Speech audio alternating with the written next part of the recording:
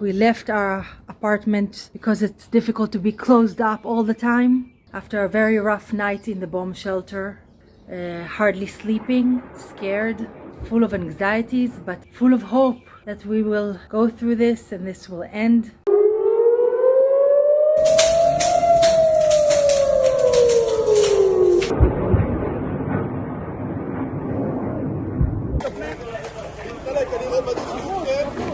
He who blesses Israel will be blessed.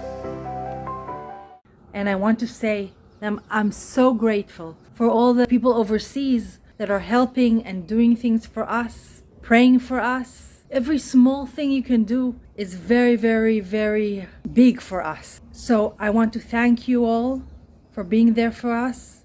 And I hope this thing will end soon because it's very difficult.